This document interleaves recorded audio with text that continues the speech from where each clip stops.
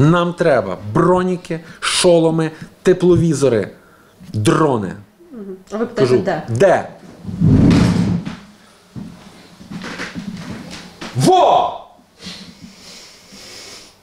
Росія напала на Україну у 2014-му, а повномасштабний наступ почала 24 лютого цього року. За ці 8 років українське військо ставало більш забезпеченим і зміцнювалось, але за останні 1,5 місяці в рази збільшилось і всім одразу стало треба все.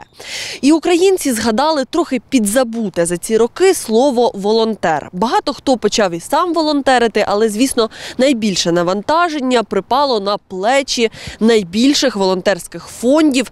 І про те, як вони працюють, як вони зібрали найбільші пожертви і зробили рекордні закупівлі, поговоримо із керівниками фонду «Притули» і фонду «Повернись живим» і побачимо все на власні очі. Чи змінилося щось з 14-го? Однозначно змінилось. І багато. І по забезпеченню, і по техніці, озброєнню, і навченості, злагодженню. Чи зараз відбувається те саме, що і було в 14-му? Теж однозначно.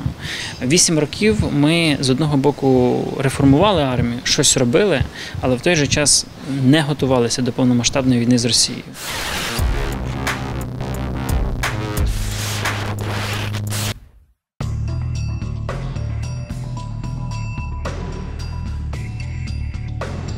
Повномасштабна війна багатьом українцям звалилась як сніг на голову. Найбільші українські фонди допомоги армії «Повернись живим» та фонд Сергія Притули 8 років до цього зміцнювали наше військо. Тож краще за більшість знали про стан справ. Ми поцікавились, чи 24 лютого стало несподіванкою для них. Чи ви розуміли, що буде все-таки повномасштабна війна з Росією найближчим часом, от як зараз ми її отримали? Я був одним з небагатьох міських божевільних, який про це говорив десь з року 2017-го. А то, можливо, навіть 2016-го. На жаль, в цій країні з кожним роком раніше тема повномасштабної війни і війни як такої ставала все менш популярною. 24 лютого, на жаль, все змінило. Ви відноситесь до тієї категорії громадян, при тому, що у вас були спілкування із військовими, які не вірили в те, що повномасштабна війна все-таки повномасштабна буде? Все на це натякало. І були всі підстави вважати, що воно так і буде. І зрештою навіть ці навчання, які відбувалися у Білорусі, вони достатньо сильно перегукувалися з тим, що передувало вторгненню у Грузію у 2008 році. Але ми ж живі люди, правда? Ми ж гомо-сапіенси. Ми не хочемо вірити в жах, який може трапитися. І тому якийсь в цьому сенсі блок тут стояв, хоча вся та робота, якою ми займалися, місяці, які передували вторгненню, вона якраз і була спрямована на те, щоб підготувати краще чи ЗСУ, окремі бригади, полки, чи сили територіальної оборони до цього дня Ч. По досвіду спілкування з нашими збройниками за останні 8 років було зрозуміло, що того, що вони стягнули, цього буде їм недостатньо для того, щоб на щось претендувати серйозно, оточити Харків, чи взяти Київ, як вони кричали, що за кілька днів вони можуть це зробити. Тому ти таки розумієш, що наче як логіка підказує, що це самогубство з їхнього боку. Але росіяни ніколи не користувалися логікою. Сергій Притула – волонтер з 2014-го. Всі 8 років продовжував збирати гроші і купувати потрібне армії спорядження. Тісно співпрацював із командирами. Наразі очолює один із найбільших фондів допомоги армії. За добу до повномасштабного наступу побив річний рекорд збору коштів. Потім ці рекорди були знову побиті. 500 000 євро на потрібний силам спецоперації безпілотник для виявлення ворога зібрав за 6 годин. Те, що я помітив, що українці дуже радо підтримують, жертвують гроші на якісь конкретні проекти, от коли вони бачать чітку задачу. Тому що коли ти виходиш і кажеш, друзі, давайте зберемо гроші, бо нам треба допомагати армії, нам треба купа всього. Відсутність конкретики у цьому реченні, вона, люди менш жваво відгукуються. Коли ти виходиш і кажеш, що ось є дрон, і нам його треба купити. І цей БПЛА, він зараз дорогий. 300 тисяч євро, чи півмільйона євро комплекс коштує. Але люди бачать задачу, вона чітко сформульована, і вони під неї роблять забезпечення. Я попросив, мені треба було півмільйона євро на цей дрон, комплекс двох. Люди насипали ще більше. За те, що зверху насипали, ми ще купили ПД-ху, другу у нас на... ПД-ха це? ПД-2 – це теж безпілотний літальний апарат. Це відбулося все. Сьогодні зібрали гроші, завтра отримали інвойс, післязавтра ми його проплатили і віддали в той же ж день хлопцям. 3 дні. Потім знову ще один великий бізнесмен прийшов, який пообіцяв $1 мільйон, і, в принципі, він дотримався свого слова. І тут починається найцікавіше, тому що ці люди, які все життя оперували мільйонами доларів, вони кажуть, коли ти їм показуєш план, що ми можемо купити 125 цих теплаків, можемо купити там, умовно, 60 дронів, можемо купити 30 автомобілів, можемо купити ще ось таких теплаків і ще там щось. Він каже, так це по мілочам, давайте от що так крупне. А давайте купимо цей завод, який виробляє безпілотники. Ну і ти кажеш, тобі здається, що це... Це фігурально чи це реально? Це реально. Так і каже? Реально так кажуть, давайте купимо цей завод. «Повернись живим» – найбільший волонтерський фонд допомоги армії Україні. Заснований Віталієм Дейнегою в 2014-му. Нинішні керівники фонду – обидва учасники війни з Росією на Донбасі. І знають, яка саме допомога найбільше там потрібна зсередини. Фонд спеціалізується на осучасненні армії і навчанні бійців. А ми нашу славну Україну Ви просто спілкуєтеся із цим, скажімо так, зірковим батальйоном, де Остальцев, де Хлебнюк. Чому він зірковий? Він просто крутий батальйон, ідемо. Просто крутий? Да, просто крутий. В сенсі ви їх забезпечуєте? Це одні з тих, кого ви забезпечуєте? Ми зараз забезпечуємо всіх. От від слова всіх. ДСНС, Державну прикордонну службу, територіальну оборону, Збройні сили, повітряні війська, ракетні війська, артилерію, геть всіх. Я навіть не знаю, кого перерахувати. Звісно, найменше в цьому списку трошечки медицини, бо це тут не наш профіль. За 1,5 місяці повномасштабної війни з Росією фонд зібрав 2,5 мільярди гривень допомоги. І це в 10 разів більше коштів, ніж за попередні 8 років. Бюджет минулого року на війну був близько 20 мільйонів гривень. Ми його за один день отримали, так. А потім були дні, коли ми зібрали за 8 років з 14 по 23 лютого ми зібрали там в районі 200-250 мільйонів гривень. І потім були дні, коли ми збирали більше, в один день більше, аніж за весь цей період. Зараз уже пройшло більше як 1,5 місяці. Чи українці так само багато жертвують і так само видно ось цю динаміку, що люди готові платити за збереження життів солдатів? Динаміка буде зменшуватися, і вона поволі зменшується. Ми це розуміємо, ми до цього готувалися. І ми працюємо за кордоном, ми працюємо з Штатами, з Європою, з іншими країнами, таким чином, щоб диверсифікувати джерела надходжень. І якщо українці будуть виснажуватись, то Захід ні, тому що він економічно активний. І таким чином перекривати оці прогалини. Ми на днях, здається, позавчора, відправили найбільшу посилку в історії фонду. Там в 2 машинах поїхало стільки номенклатури, що ми на це збирали гроші, передавали на фронт попередні 3 роки. Там машини поїхали вартістю 60 мільйонів гривень. Що це ви передали? Там було все. Починаючи від металошукачів і саперних сумок, закінчуючи квадрокоптерами, телевізорами, генераторами і тому подібне. Так само ми взяли, щоб не купувати вам скільки, 10 генераторів, а вам 20? Ні, ми взяли, купили партію 1500 генераторів і видаємо вам скільки, 50, вам 100 на оперативно-тактичне угрупування. Давайте ми вам дамо на ОТУ і будемо контролювати процес, чи дійшло, чи не дійшло. Тарасе, зараз «Повернись живим» – це вже величезний такий фонд-легенда. Вам якимось дивом, ось буквально протягом останніх тижнів вдалося доставити вантаж в Маріуполь. Уже зрозуміло, які це масштаби. Хочеться спитати, якщо ви можете сказати якісь буквально деталі по тому, як вдалося до Маріуполя щось доставити, бо це просто, можна сказати, дивом. Із того, що ми бачимо по карті, принаймні, які публікують бойових дій. з Маріуполем вийшло так, що був запит, була можливість, скажімо так, ми нею скористалися без гарантії того, що буде результат, але він вийшов. Ну і нам приємно, що ми змогли підтримати хлопців і дівчат, які там обороняються. Фонд «Притули» купує авто для армії, які називають пекельні тачки, купують спорядження, багато медикаментів, але в основному засоби зв'язку та те, що називають очима, тобто різну техніку для виявлення ворога. Тут у нас медпункт. Тому треба заказати 2 МТУшки. Екскурсію привів. Вітаю. Суресята прийшли. Грантоєди. Грантоєди.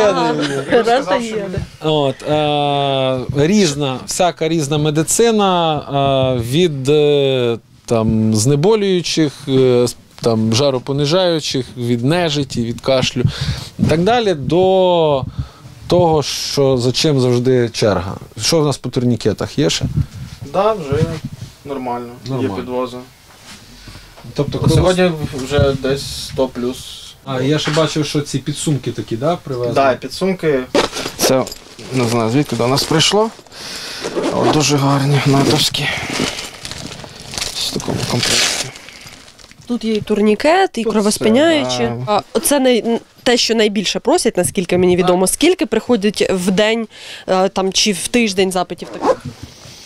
Ну, запитів у нас приходить дуже багато, але ми можемо давати до 100.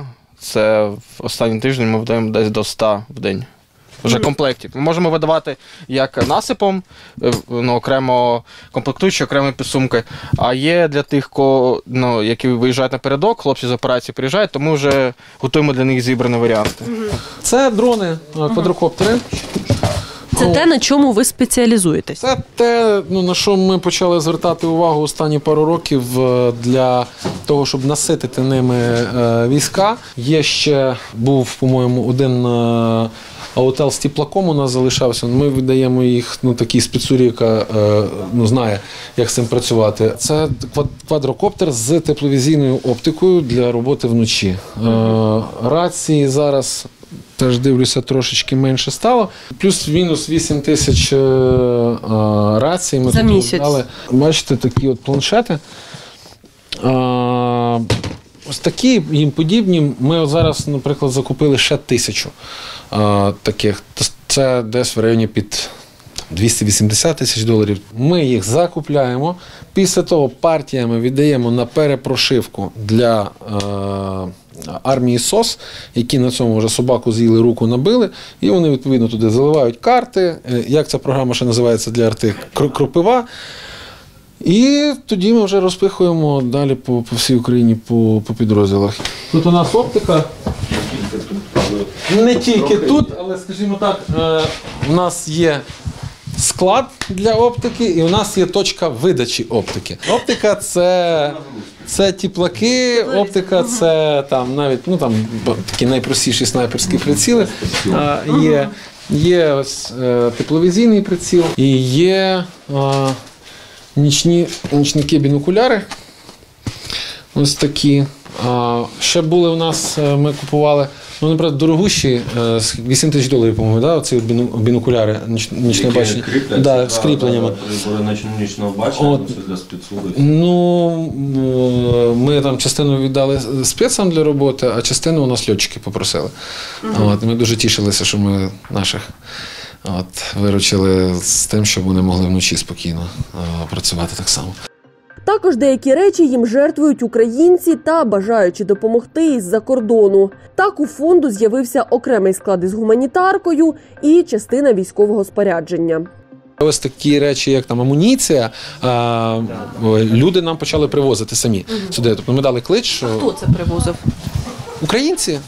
Українці, хто мав можливість десь там висмикнути в якомусь військовому магазині якусь форму, десь на складах, що залишалось, так далі. Нам донори проплатили на майже 12 мільйонів гривень можливість купувати речі на складах мілітариста.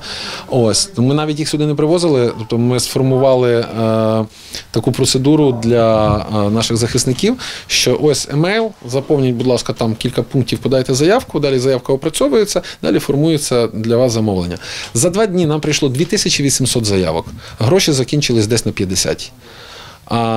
Відповідно, там 50 підрозділів отримали ці тисячі штанів, цих курток, тепла форма, берці, рукавиці, бафи, балаклави, що завгодно. А решта не отримали. Зараз треба І що? Правильно, з'явилася легенда, що Притула все скупив і ні з ким не ділиться. Окей. Все, що є, приходить сюди, люди приходять, вдягаємо їх, нікому не відмовляємо, кому що потрібно, і все до останнього роздаємо. Це тут ще одна з тих точок, де можуть виконуватися індивідуальні запити. То ми, в принципі, намагаємося все-таки працювати з великими організмами, закривати потреби батальйонного, умовно кажучи, рівня і так далі, але все одно трапляється, що приїжджають хлопці, кажуть, нам не вистачає... 3-5 пар взуття дайте, бо голі босі в якісь кросовках поприходили, то теж одягаємо. Мішки є, теплі спальники, термобілизна, куртки теплі. І прапори, звичайно. Кожен хоче на блокпост за себе. Ви тут у фонді давно? Чи... Так, я з перших днів тут допомагаю. Війни? Так, повномасштабної. З 25 числа я тут знаходжуся і на волонтерських засадах допомагаю Збройним силам, чим можу. А загалом ви хто? Я в службі судової охорони працюю, то в нас графік більш свободний від служби час, так як ми в Києві знаходимося, охороняємо судові приміщення, зараз судів немає, то допомагаю по вільний час, якщо не залучений на службу. Дякую вам дуже за це. Дякую. З початком повномасштабної війни список закупівель «Повернись живим» дуже розширився. Знову почали купувати і броніки, які зараз просять всі, і генератори, та найбільше все ж техніки, яка є очима армії і дозволяє нашим військовим бачити ворога. Ви кажете, що ви працюєте з бригадами, з великими частинами, а не конкретно із окремим солдатом. Які найбільші потреби? Найбільша потреба – це, звісно, безпілотна авіація, і авіація безпілотна більш тактична, і ми над цим зараз дуже сильно працюємо, і у нас скоро будуть хороші новини. Ми будемо більш потужніше купляти, ніж оце. Це раз. По-друге, найбільше запитів іде, звісно, це тепловізійна оптика, тому що в нас, до прикладу, на півдні, на сході ворог продовжує штурмувати наші позиції. Ти мусиш ворога побачити вночі, а вдень ти його і так бачиш. І у нас на 3-му місці, мені здається, це відновлення командних пунктів, в які ми вкладались так останніх років 2. І ми їх створили десятки командних пунктів. І це якраз відновлення зв'язку і відновлення командних пунктів, звідки йде управління. На превеликий жаль, в перші дні війни у нас досить багато підрозділів потріпало так ізрядно. Вони мусили покинути свої позиції. Не було часу збирати оцю мережу, яку вони будували. Вони відтягнулися назад, і вони зараз будують нову мережу. Тут так само дрони трошечки інші, і з тепловізійною оптикою, і трошечки більші, і тому подібне. Це от американська версія.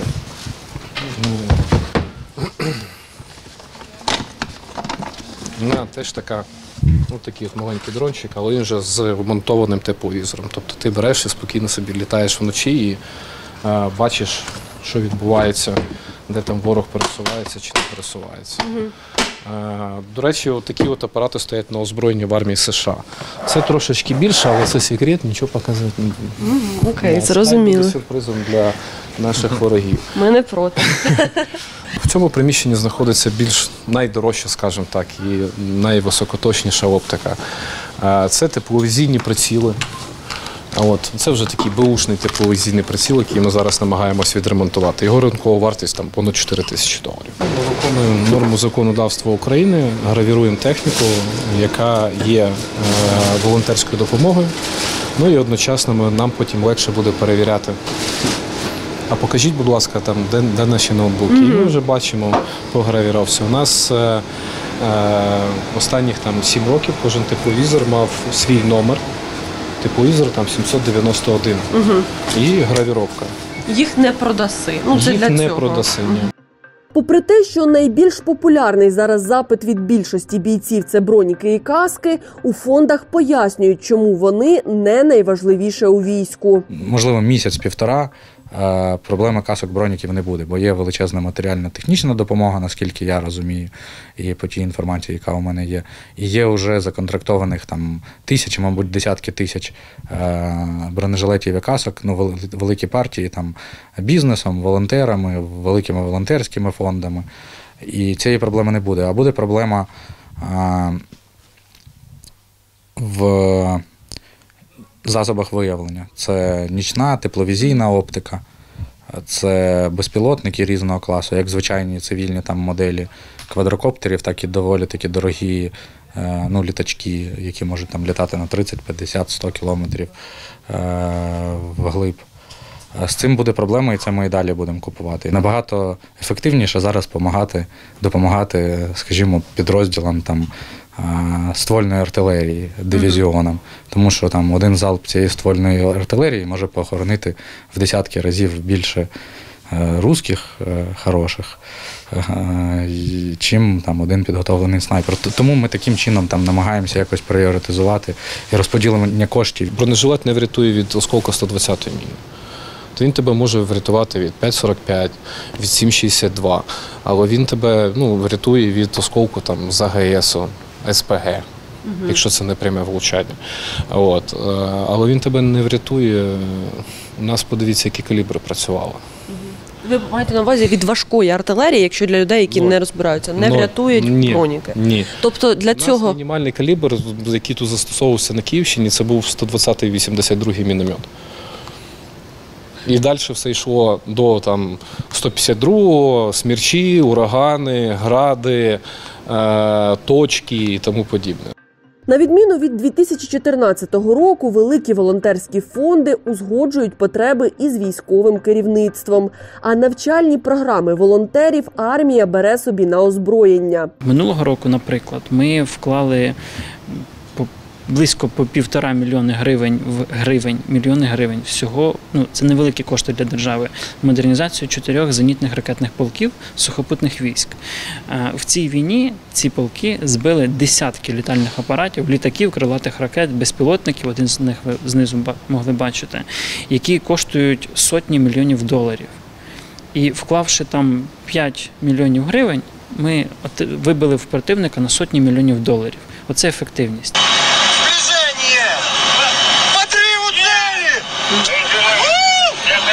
Це з чого вони підбивали? Це зенітно-ракетний комплекс ОСА. Там тільки один зенітно-ракетний полк, 12 плюс 5, це вже 17 орланів вони збило за 30 днів.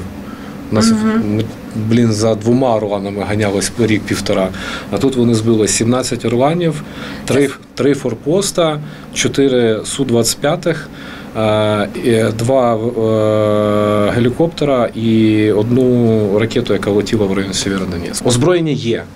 Озброєння є, воно використовується, яке використовувалось там 2 роки тому, 3 роки. Ми трошечки змінили тактику. Вони все однаково бачать, вони однаково отримують сигнали.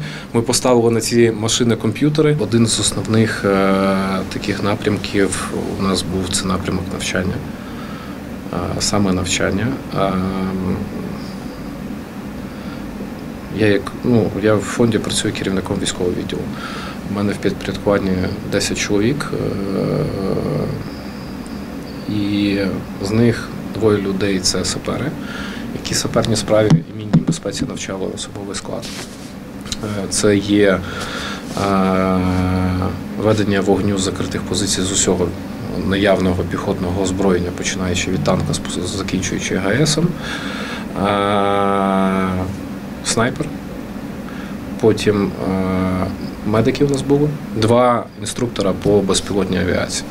Тобто це те, що зараз це наші очі, бачити ворога, коригувати вогонь. Ми в середньому за рік навчали до 1500 особового складу, які отримували після навчання матеріально-технічну базу. Сапери отримували сумки сапера.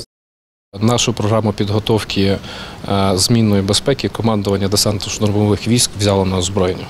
І по нашій програмі вони з 2000, я можу помилятись, 18-го, здається, року навчають своїх інструкторів.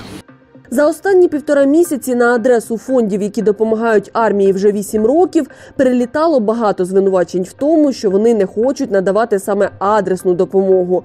Але запитів сотні тисяч, і задовольнити їх всі просто неможливо фізично. Тому волонтери і продовжують тактику попередніх років напряму спілкуватися із командирами. Але можна і заповнити форму заявки на допомогу, яка є в них на сторінках.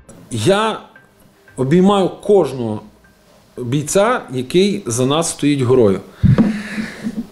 Але коли тобі телефонують і кажуть: Сергій, голі, босі і сліпі, на блокпосту, хлопці, ми вам обриваємо телефони, ви нам не допомагаєте. Нам треба броніки, шоломи, тепловізори, дрони.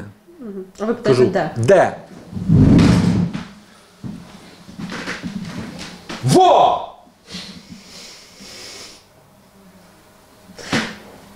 Дуже треба. Очевидно. Там. Це, сука, руський має пройти Житомирську, Рівненську, Луцьк. Отут вони нарватися на 8-й полк спецназа, отут во, щоб зайти на блокпост Дунаївці.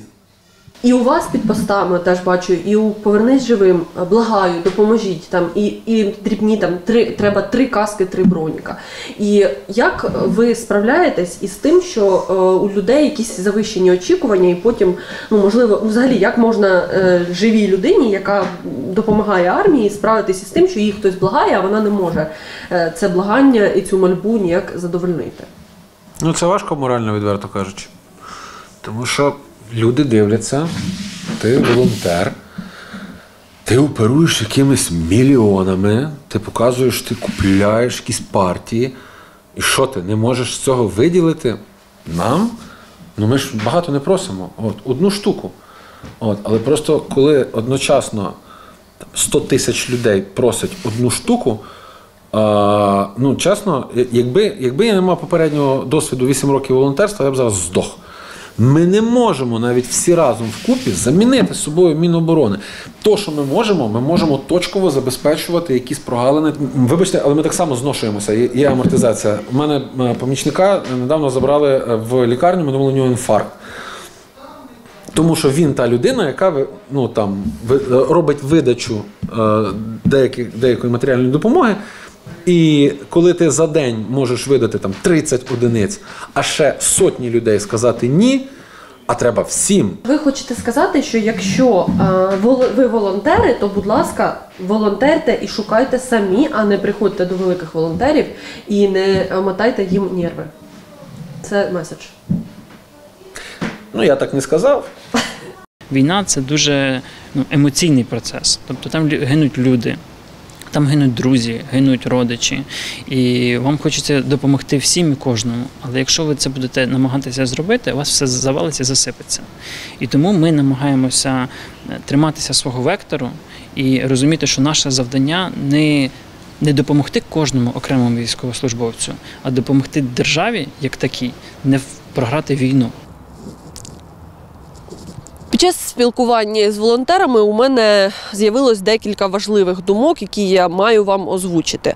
По-перше, якщо ви родичі або менші волонтери, старайтесь самі забезпечувати дрібні потреби, бо просто у великих волонтерських фондів не вистачає на це ні рук, ні часу, ні сил, ні енергії, ні здоров'я. По-друге, якщо ви боєць, то зверніться до свого командира. Вже він прокомунікує з волонтерами, якщо він ще не комунікує, і якщо те, що вам потрібно, немає у цього ж командира на складі. І давайте не забувати, що волонтери – це теж люди, дуже важливі люди, які рятують життя не однієї, а сотень людей. Жертвуйте на армію, вірте в ЗСУ, все буде Україна. І зараз для нас, для держави, для людей важливо не повторити цієї помилки, тому що ця війна не закінчиться зараз чи через місяць.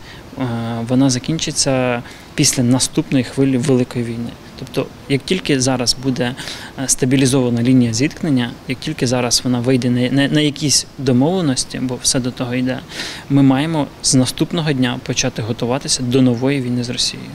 І не повторити тих помилок, які ми зробили за попередні 8 років. У мене, наприклад, завжди занижені очікування до державного апарату. Єдине, що дає мені хоч якусь надію, це те, що Резніков дуже розумний чоловік, він дуже шарящий, в мене до нього є беззаперечний кредит довіри, і я вже бачу, яких людей він підтягує не з структури МО, які там все життя були, а людей з інших сфер, людей з інших бізнесів, з іншої царини, які мають управлінський досвід і які вміють, це кризові менеджери. Чоловік, який від нас вийшов, я його знаю років 15. Він не працював ніколи в Міністерстві оборони, але він знає, як розрулювати питання. Серце радує.